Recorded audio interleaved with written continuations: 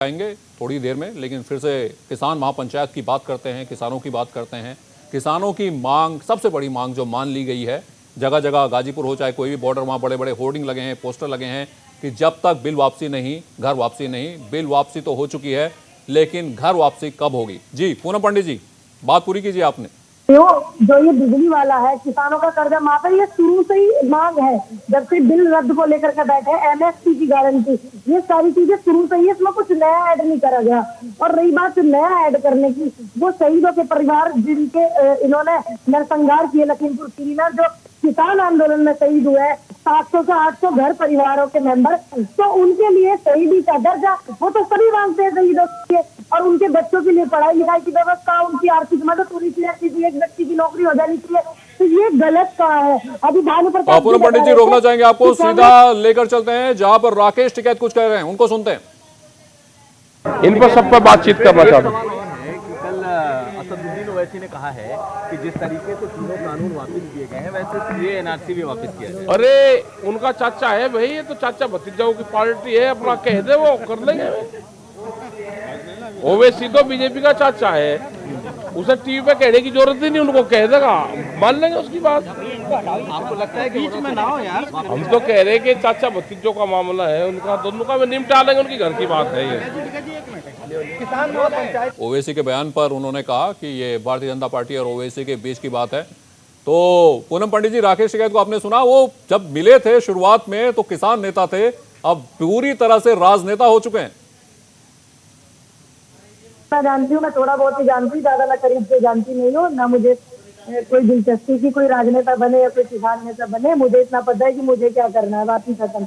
मैं एक बात बोलूंगी, रही बात ओबीसी के बयान की, वो ओबीसी जो है वो टीवी पर दिन रात बोलते हैं, उनके खिलाफ एक कार्रवाई नहीं होती। और किसी आम जनता ने कर दी कोई भी बात मोदी जी के या सरकार के खिलाफ, तो फटाक से मुकदमे हो जाते हैं। ठीक है, तो आप समझदार है कि ओबीसी जो है वो बी टीम है, वो सभी को पता है। अभी जनता सब जानेगी बिहार चुनाव के बाद में। लेकिन मैं रुख करूंगी भानु जी का। देखिए, उन्होंने एक बात बोली कि कांग्रेस की फंडिंग हो रही है।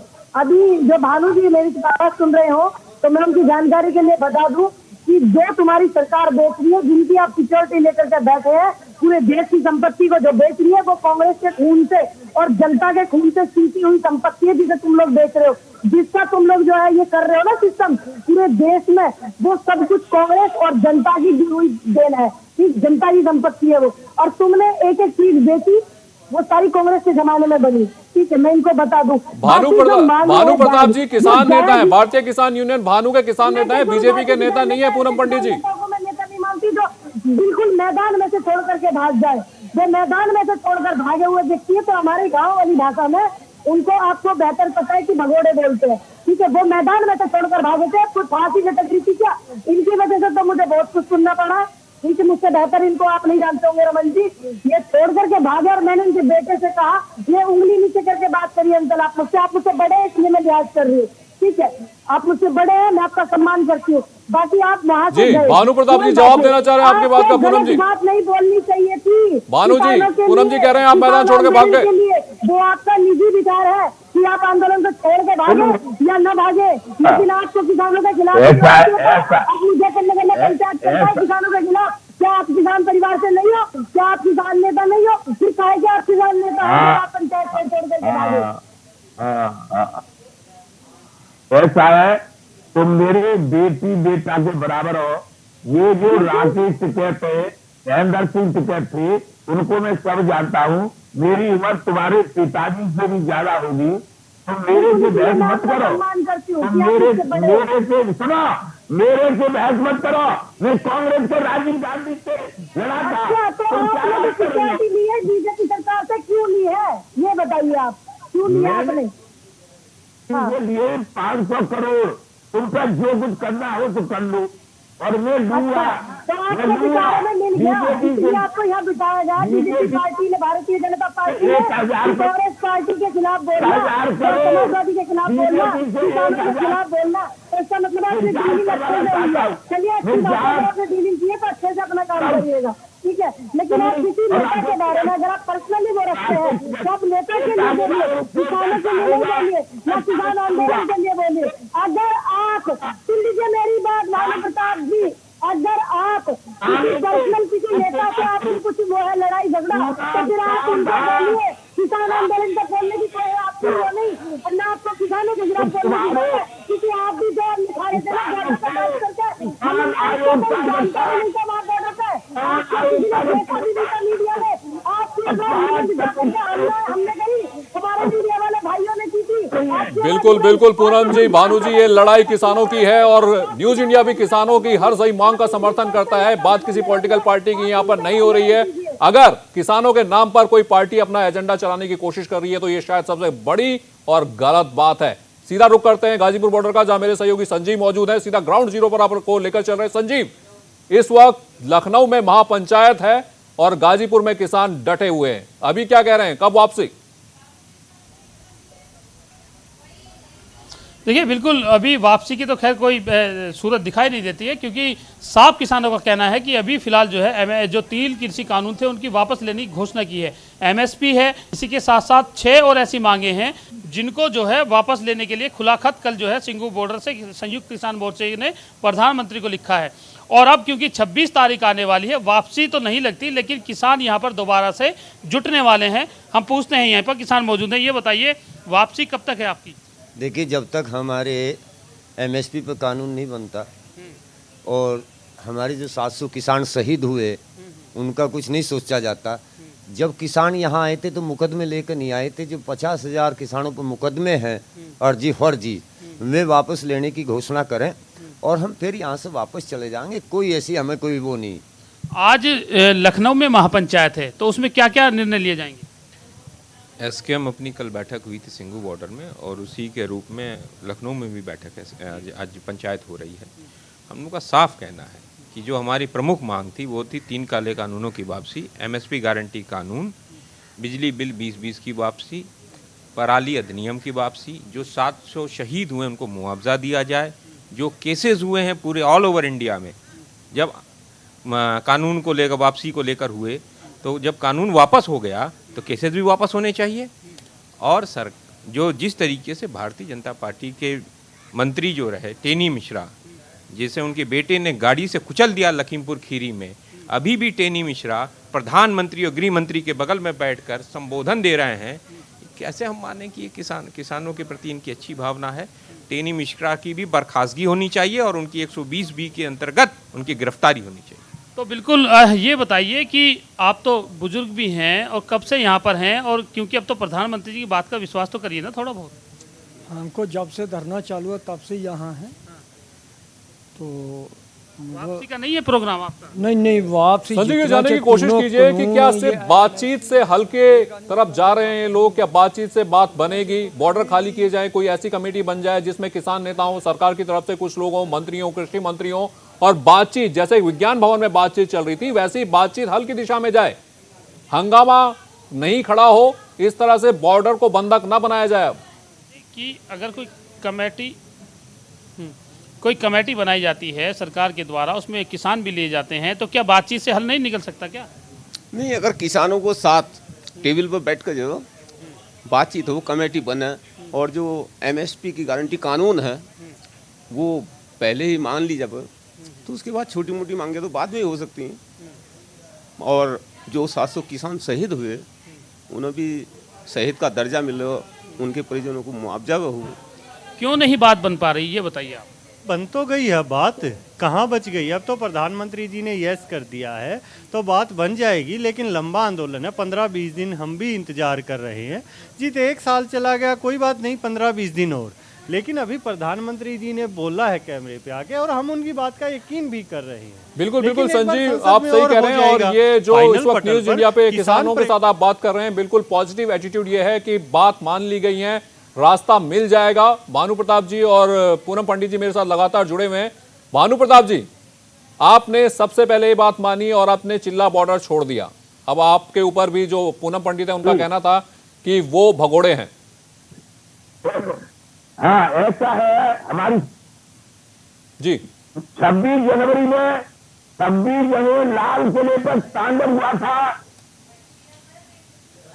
गाजीपुर, सिंगू और सिगरी बॉर्डर के साथ खालिस्तानी मिले थे और खालिस्तानियों का साथ देशद्रोहियों का साथ और पुलिस पर हमला करने वालों का साथ। मैं देश प्रेमी हूँ, हिंदुस्तान हमारा है, हमको प्राणों से प्यारा है। ये थे पुलिस के, वो हमारे भाई भतीजे थे। ऐसे लोगों का साथ कभी नहीं दूंगा, कभी नहीं दूंगा, कभी नहीं दूंगा।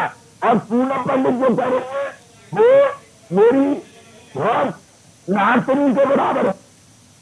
बिल्कुल सर, आप बने रहिए हमारे साथ, वापस लौटेंगे। इस वक्त की एक और बड़ी खबर, कृषि कानूनों की वापसी के बाद ओवैसी का बड़ा बयान। कृषि कानून की तरह सीए को भी खत्म किया जाए, ओवैसी ने बड़ा बयान दिया है। सीए कानून संविधान के खिलाफ, ओवैसी का यह बयान सामने आया है। एनपीआर और एनआरसी पर अगर कानून बनाए तो दूसरा शाहीन बाग बनाएंगे। तो ये ओवैसी का बड़ा बयान, कृषि कानून की तरह सीए को वापस करो, सीए कानून संविधान के खिलाफ है, असदुद्दीन ओवैसी ने कहा है। तो अब ये 3 कृषि कानून वापस लेने के साइड इफेक्ट्स भी नजर आने लगे हैं। जो बाकी कानून थे उनको वापस लेने की भी मांग कई संगठनों ने, नेताओं ने शुरू कर दी है। तो ओवैसी का कहना है कृषि कानून की तरह सीए को भी खत्म किया जाए, सीए कानून संविधान के खिलाफ है। असदुद्दीन ओवैसी का बयान सामने आया।